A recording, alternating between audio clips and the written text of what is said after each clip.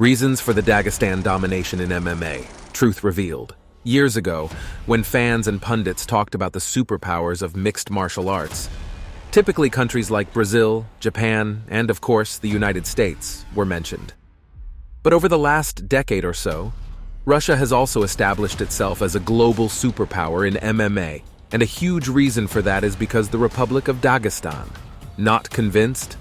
Well then, this would mean you either haven't heard of or don't realize the likes of Islam Makhachev, Magomed Ankalaev, Zabit Magomed Sharapov, Umar Nurmagomedov, Usman Nurmagomedov, and yes, the legendary Khabib Nurmagomedov, among many others, all hail from the mountainous region.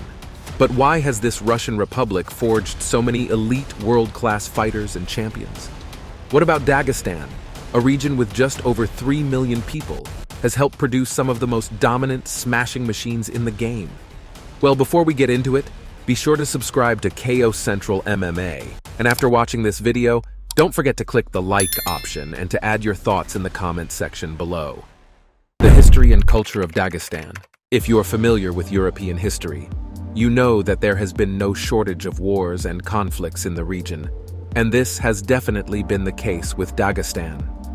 In the first few centuries of AD, the Roman Empire and Sassanid Persians fought over the land, and by the 11th and 13th centuries, the Seljuk Turks and Mongols invaded the territory.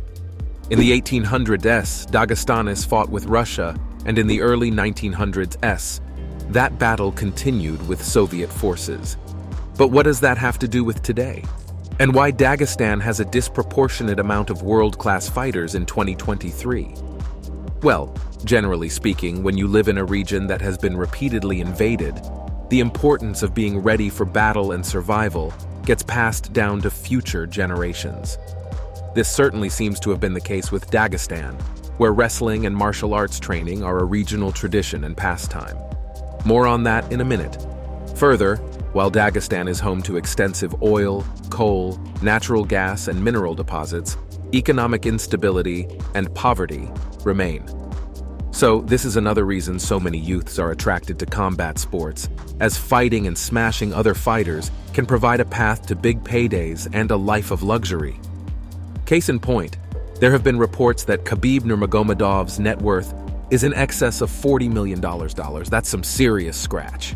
Religion and discipline. Another key reason Dagestan has been churning out world-class fighters is because the vast majority of athletes in the region practice Islam.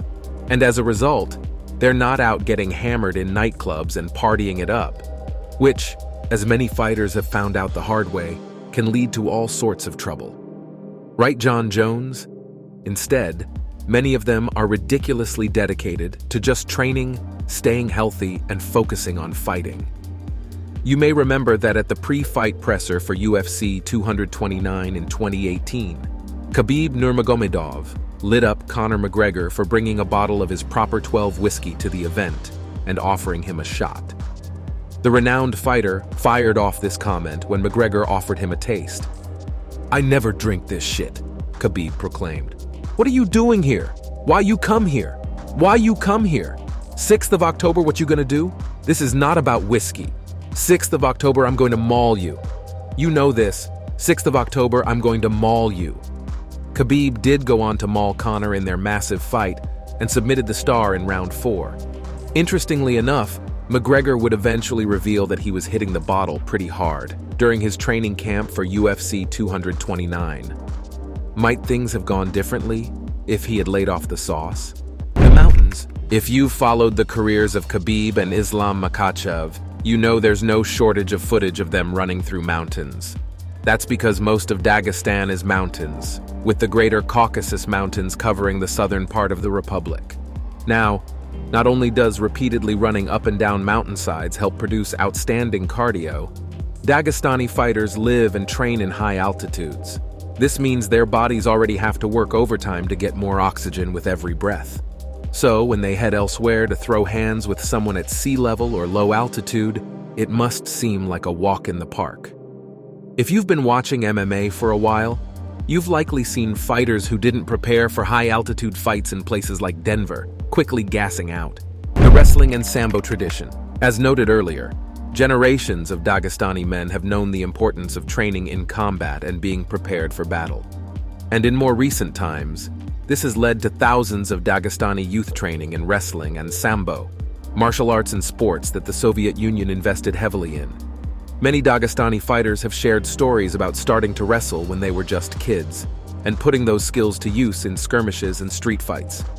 Further, as noted, the wrestling game that's developed in Sambo leverages techniques from various grappling arts, including freestyle wrestling, Greco-Roman wrestling, and judo. This is why you typically didn't see Khabib shoot one takedown attempt, and if it got stuffed, abandoning it. The undefeated fighter would relentlessly follow up with other leg grabs, lifts, and sweeps. More often than not, Khabib was successful, and his buddy and current UFC lightweight champ, Islam Makhachev, is the same way. Dagestani fighters are smashing machines, but before they get to smashing, they're like wrestling cyborgs. This is why, leading up to his fight with Charles Oliveira in 2022, Makhachev said this: "I don't use too much my striking because my wrestling is much better than all these fighters." Makhachev said, "I know that Dagestani wrestling is at a different level. I choose the easy way. I take them down, make them tired, and finish them there." And in 2020, Khabib outlined why he was certain Dagestani wrestlers are the best of the best. "If I'm going to try to take him down once and he defends, I'm going to go all night. I'm going to go all night," Nurmagomedov said. "This is the big difference between US wrestling and Dagestan wrestling. They all good when they stand up, but when I grab them, it changes a little bit. I think more than Dustin and Connor and other guys, he know to wrestle. It's going to be a little bit hard. I prepared myself to try to take him down 100 times. It's going to be interesting Saturday night." Khabib has even called on fighters to head to his native Dagestan so they can shore up on their wrestling and become well-rounded fighters.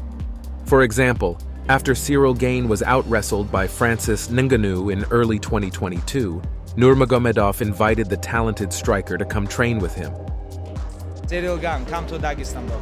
Come to Dagestan. You have to come Dagestan, stay there 1.5, 2 years, learn about wrestling, because he's still young for heavyweight. How many? Like 30 years, something like he's young, right? Like you have to come Dagestan, stay there, learn how to wrestle, learn how to defend, because France, where's wrestling? It's too different, it's like big difference. You have to come Dagestan teach, because we have a lot of heavyweights who can wrestle with him. And he have to learn wrestling, and after a couple years he can be champion, because his last fight showed his weakness. He have to learn how to wrestle. This is just advice from me. Like, why not? I don't wanna be like, oh, forget about your coaches and come. No, bring your coaches. Bring your coaches, come to Dagestan. We can talk. I can arrange for you everything what you want, Yep, Gane didn't take Khabib up on the offer. And you have to wonder if things might have gone differently in his bout with John Jones, if he had. All that aside, it should also be noted that while Khabib and Makhachev relied on their Galaxy-class wrestling games to become MMA champs, combat sambo isn't restricted to just grappling techniques. Far from it. Combat sambo also incorporates punching, kicking, elbows and knees into the art. In other words, many Dagestani fighters are already competing in what are very similar to amateur mixed martial arts bouts at a very young age. Are you starting to get a pretty solid picture of why Dagestan is a MMA superpower? What does the future hold for Dagestan's MMA dominance? Now that Khabib is retired, it's certainly true that Dagestan has lost one of its biggest weapons in terms of MMA dominance. But there are plenty of reasons to believe Dagestan will continue to have a massive impact on the game moving forward. First and foremost, Islam Makhachev is 31 years old, and while he's not exactly a spring chicken in the fight game, he's still in his prime. Makhachev is coming off a victory over featherweight champ and pound-for-pound contender Alexander Volkanovski. So, by all indications, Makhachev is still at the peak of his powers. Magomed Ankalaev is coming off a much-maligned split draw with Jan Blachowicz. But the light heavyweight contender is only 30, and Ankalaev has defeated many of the division's elite during his 10-fight undefeated streak. So there are plenty of reasons to think Ankalaev could hoist a UFC belt yet, and that Dagestan could boast of 2 UFC champs within the next year or so. Not too shabby for a region that has fewer people than the state of Colorado. Usman Nurmagomedov, Khabib's cousin, is only 25 years old, and he's already won Bellator's lightweight crown. The rising star has never been undefeated, and he has yet to enter his prime years. So, you never know. Could Usman head to the UFC at some juncture and make a bid for the title his cousin and buddy Makhachev have already won? Usman's older brother Umar is only 27, and he's also gone undefeated to date in pro MMA. While the bantamweight hasn't won a major international title yet, he took out veteran Raoni Barcelos in his last outing and is 4-0 in the UFC to date. So, Umar also appears well on his way to a title shot run in the world's biggest MMA promotion. Ikram Aliskerov is yet another Dagestani fighter who could fight for a UFC belt at some point. Now granted, Aliskerov has some work to do on this front, as he's only fought twice so far in the UFC, and he's already 30. But Aliskerov has been receiving heaps of praise from prospect watchers and hardcore fans for several years on account of the fact he's won multiple Sambo championships, including the World Championship in 2016.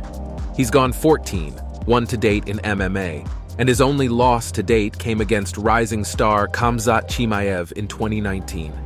In his most recent outing at UFC 288, the middleweight put away Phil Hawes in the opening round, affirming his status as someone to definitely keep your eye on at 185 pounds. In addition to all the fighters named here, there's little doubt that the Dagestan MMA pipeline will continue to send top-tier fighters around the world for years, if not decades, to come.